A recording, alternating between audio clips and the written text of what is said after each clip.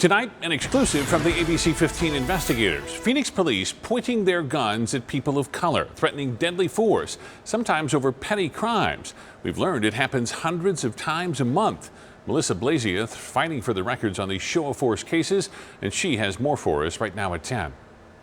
Get out the car right now. The threat of deadly police force against an unarmed black family accused of shoplifting a doll. It was just a scary situation I never thought I'd be in. Traumatizing for me and my daughters. The tense confrontation between Phoenix police. Officers pointing guns at a family. When this witness video went viral, Police Chief Jerry Williams quickly ordered changes, equipping all patrol officers with body cams and requiring them to report every time they point a gun at a person. Phoenix police call it PGP. When a gun is pointed at someone, that's a traumatic event. We want to articulate that. We want to document that.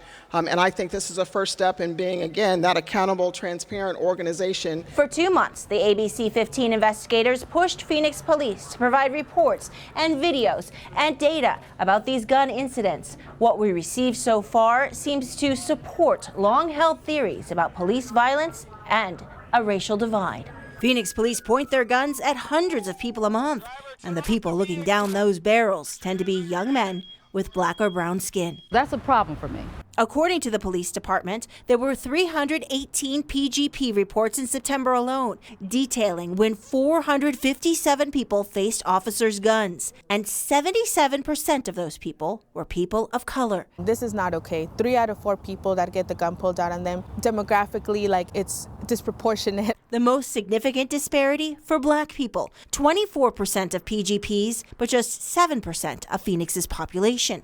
There are perceptions of black men being more of a threat than anyone else. Our children should not have to carry somebody else's bias.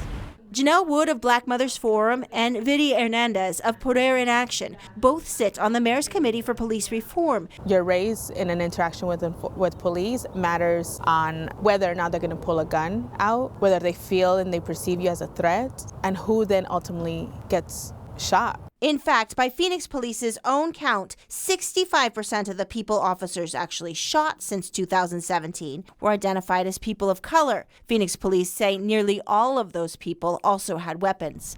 Earlier this month, we asked the president of the largest Phoenix Police Officers Union whether there was a racism problem. Absolutely not. Absolutely not. And that's what they do to every department. Racist. Systemic. You have these key buzzwords that they all use. Assistant Police Chief Mike Kurtenbach says the police department needs more time and more data. We need to contextualize what that data really means. So what type of calls were they? Looking beyond the color of somebody's skin or their sex, what was the nature of the contact? Kurtenbach says Phoenix officers undergo extensive training on when to pull their guns out. He's trying to gain compliance.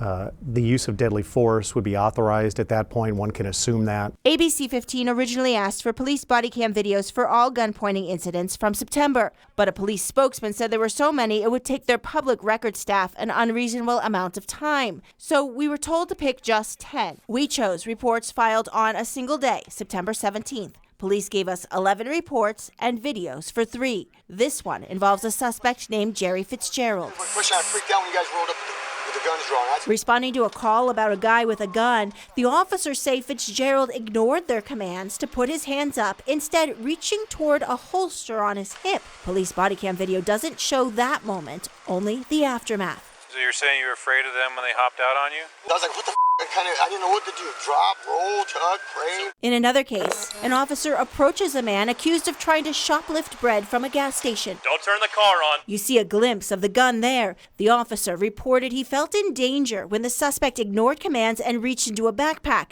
Turn off the vehicle! Some PGPs involved violent crimes or armed suspects, but most did not. In one incident, a naked man was found sleeping in a vacant building. In another, an officer responding to a fight call saw a man running and held him at gunpoint, but he wasn't involved. There were also about 50 PGP reports that listed no crime at all. Supervisors are reviewing every body-worn camera video associated with a PGP to ensure that the actions are consistent with our policy and that those actions are properly documented. Have any of these incidents that have been reviewed so far, have they been flagged for potential policy violations?